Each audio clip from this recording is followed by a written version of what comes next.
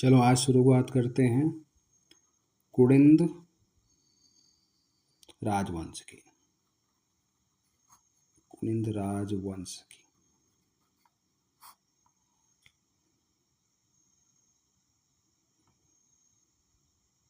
कुड़िंद राजवंश प्लस अशोका कालसी शिलालेख, इन दोनों को हम साथ साथ पढ़ेंगे। यह टॉपिक परीक्षा के लिहाज से सबसे महत्वपूर्ण है क्योंकि यूके ट्रिपल एस सी और यूके पीएससी ने पिछले एग्ज़ाम में यहाँ से कम जितने भी अभी तक एग्ज़ाम हैं 12 से अधिक बार प्रश्न पूछे हैं। हम इसे पूरे डीप कॉन्सेप्ट और जीएस पैरेलल लिंकिंग के साथ कवर करेंगे ताकि कोई भी कोना ना छूटे। कुड़िंद राजवंश और मौर्य साम्राज्य व मौर्य साम्राज्य। कुड़िंदों के इतिहास को जानने का हमारे पास सबसे बड़ा और एकमात्र ठोस स्रोत उनकी मुद्राएं हैं। ठीक है, इनका इतिहास का स्रोत है मुद्राएं, उनकी केवल मुद्राएं हैं। और कुड़िंद राजाओं ने 3 प्रकार की मुद्राएं करी।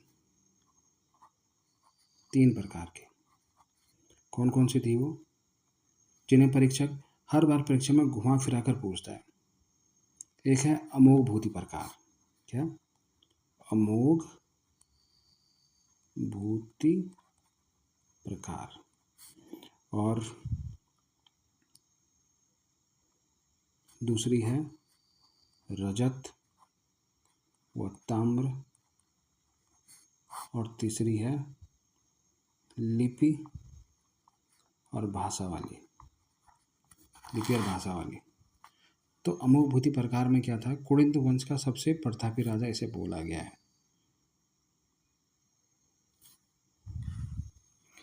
अमोघ भूति प्रकार में क्या बताया गया है, नहीं सॉरी, ये प्रकार ये है। दूसरा प्रकार है अल्मोड़ा प्रकार। अल्मोड़ा प्रकार। और तीसरा है छत्रेश्वर या चित्रेश्वर। चित्रेश्वर या छत्रेश्वर प्रकार की मुद्राएं। अब जो अमोघ भूति प्रकार थी इसमें बताया गया है क्या, अमोघ भूति क्या है, प्रतापी राजा है। अमोघ भूति प्रतापी राजा। ठीक है, इसमें अमोघ भूति को प्रतापी राजा किया गया है। और इनकी मुद्राएं रजा और ताम्र दोनों की बनी है। मुद्रा रजत प्लस ताम्र दोनों की बनी। और इनकी लिपि थी, लिपि व भाषा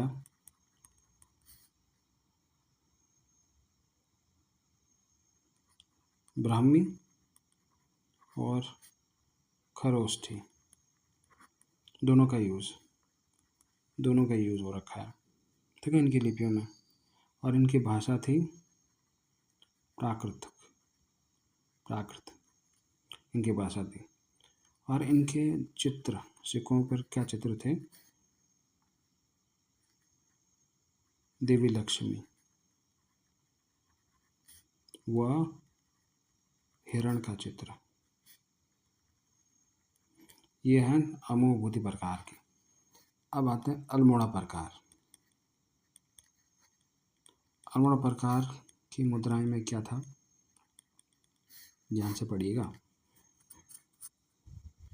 ये केवल तांबे की थी, ताम्र मुद्राएं।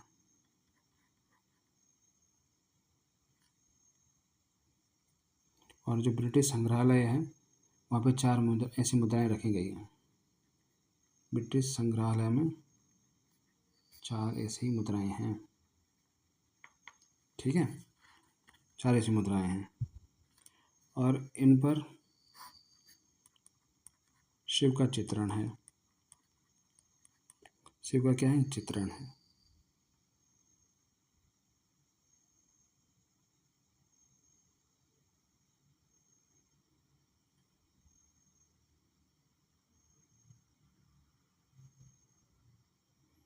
और इस 8 प्रकार यानी कि 8 कुनिंद राजाओं का वर्णन है, का नाम मिलता है, लेकिन प्रमुख हैं शिवदत्त, ठीक है, शिवपालित,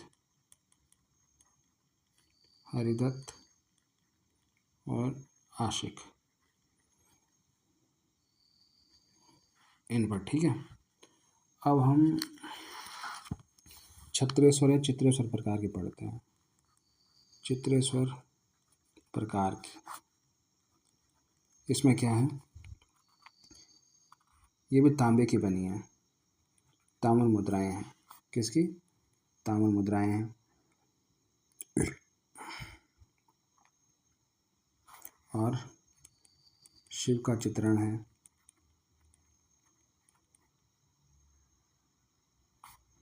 प्लस हाथ में त्रिशूल है,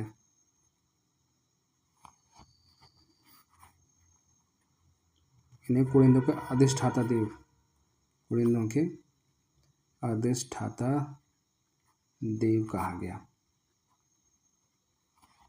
अब भारत के पर्सपेक्ट में इसे कैसे लिंक करेंगे। जब हम कुड़िंदों की द्विभाषी मुद्राओं जैसे ब्राह्मी और खरोष्टी लिपि को पढ़ते हैं तो हमें भारतीय इतिहास के इस महान राजवंशों को समानांतर याद रखना चाहिए। हिंद यवन शासक, भारत के इतिहास में सबसे पहले सोने के सिक्के और द्विभाषी मुद्राएं जारी करने का श्रेय इंडो ग्रीक राजाओं को दिया जाता है, जिसका नाम था मिनांडर। राजा अमोभूति ने इन्हीं इंडो ग्रीक शासकों से प्रभावित होकर अपने सिक्कों पर ब्राह्मी और खरोष्टी दोनों लिपियों का प्रयोग करवाया था, ताकि अंतर्राष्ट्रीय व्यापार सुगम हो सके। परीक्षक का पसंदीदा क्षेत्र कुड़िंदों के सिक्कों की लिपियां धातुएं हैं। बीपीडीओ और खनिज सहायक में पिछले 5 सालों में यह 4 बार रिपीट हो चुका है।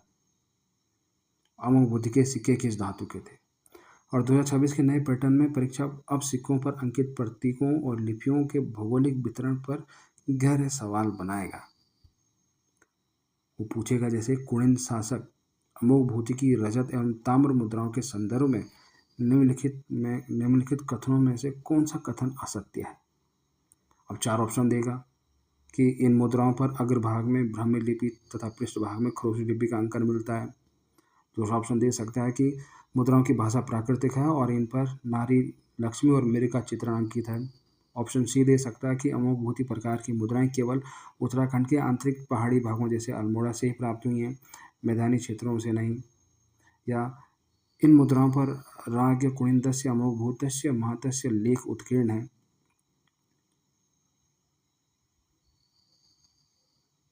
तो इसका सही उत्तर हो सकता है कि अमोघभूति के सिक्के केवल पहाड़ों में नहीं बल्कि मैदानी व्यापारिक केंद्रों और हरियाणा, सहारनपुर तक मिले। परीक्षक ने केवल शब्द लगाकर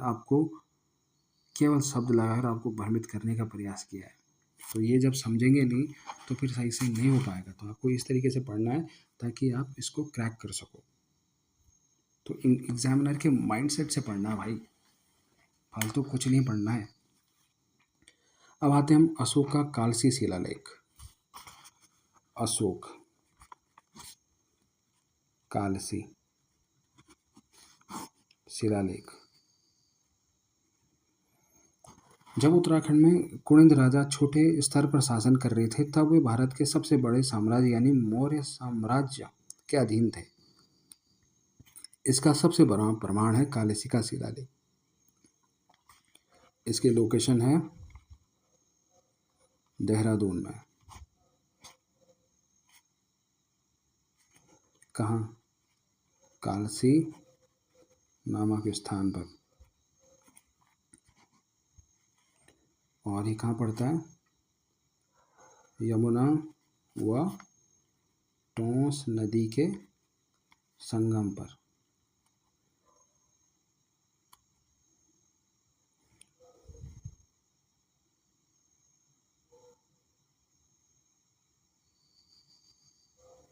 और ये बना था कब? 257 ईसा पूर्व।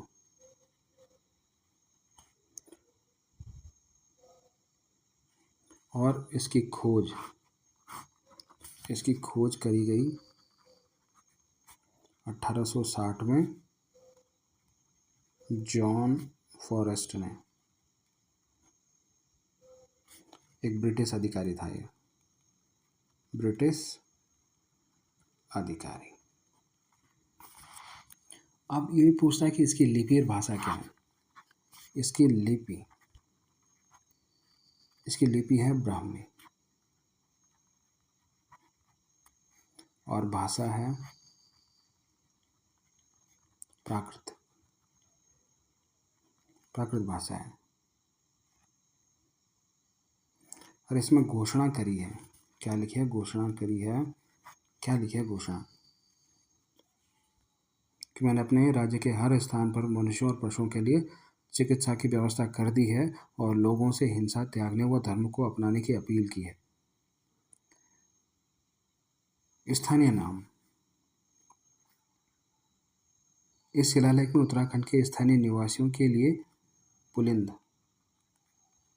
स्थानीय निवासियों के लिए नाम पुलिंद, ठीक है। और इस क्षेत्र के लिए नाम अपरांत बोला गया है, ठीक है। अब भारत के परिप्रेक्ष्य में इसे लिंक करेंगे तो कालसी शिलालेख को पढ़ते समय पूरे भारत के मौर्यकालीन इतिहास को दिमाग में इस तरह से सिंक करना है। सम्राट अशोक भारत का पहला ऐसा राजा था जिसने अपनी प्रजा को संबोधित करने के लिए पत्थरों शिलालेखों का सहारा लिया। यह कला उसने ईरान के राजा दारा प्रथम से सीखी थी। अशोक के पूरे भारत में 14 बृहद शिलालेख हैं। अशोक के टोटल शिलालेख भारत में कितने हैं? 14। और 8 अलग अलग स्थानों से प्राप्त हुए हैं, जैसे शहबाजगढ़ी, मानसेहरा, गिरनार, धौली, देहरादून का कालसी शिलालेख इन्हीं 14 मुख्य शिलालेखों का हिस्सा है। अब एग्जामिनर इसके अंदर पूछता है कि कौन से शिलालेख में क्या बात लिखी है। इस बार के जो एग्जाम है उसमें आया था। अब कालसी शिलालेख से यूके SSSC में कम से कम 7 से 8 बार प्रश्न आ चुके हैं और सबसे ज़्यादा बार पूछा गया प्रश्न है कि कालसी शिलालेख की खोज किसने की थी? John forest. और इसमें कौन सी भाषा प्रयुक्त हुई है? प्राकृत। अब परीक्षा का माइंडसेट बदल चुका है, वो इसमें प्रयुक्त विशिष्ट शब्दावली पर गहराई से प्रश्न पूछेगा। वो पूछ सकता है कि मौर्य सम्राट अशोक के कालसी शिलालेख के विषय में गहनता से विचार करते हुए सही कूट का चयन कीजिए। वो पूछ सकता है कि 4 ऑप्शन देगा आपको कि इस शिलालेख में इस संपूर्ण क्षेत्र के लिए उपरांत तथा यहाँ की स्थानीय जनता के लिए पुल्लिंग शब्द का प्रयोग हुआ है। ऑप्शन 2 दे सकता है कि यह शिलालेख स्थानीय चित्रशिला नामक पत्थर पर उत्कीर्ण है जो हाथी के आकार की संरचना जैसा दिखता है। इसकी भाषा पाली है जो बौद्ध धर्म की आधिकारिक भाषा है। तो इसमें से आपको चुनना पड़ सकता है। और छात्र अक्सर यह गलती करते हैं कि बौद्ध धर्म का नाम देखकर भाषा पाली टिक कर देते हैं। परीक्षक इसी कमजोरी का फायदा उठाता है। कालसी शिलालेख की भाषा प्राकृतिक है, पाली नहीं। तो आज हमने जो पढ़ा उसका क्विक रिवीजन करते हैं। कुणिद वंश उत्तराखंड की पहली राजनीतिक शक्ति से बोलते हैं। अमोघभूति सबसे शक्तिशाली राजा था। इसने रजत प्लस ताम्र सिक्के चलाए।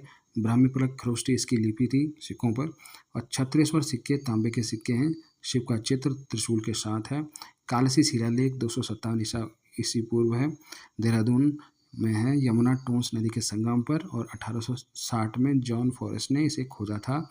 और कालसी लिपि और भाषा, इसमें ब्राह्मी लिपि का यूज़ हुआ है और प्राकृतिक भाषा का यूज़ हुआ है। ब्राह्मी लिपि और प्राकृतिक भाषा। और अशोक के शब्द हैं। क्षेत्र को अपरांत कहता था।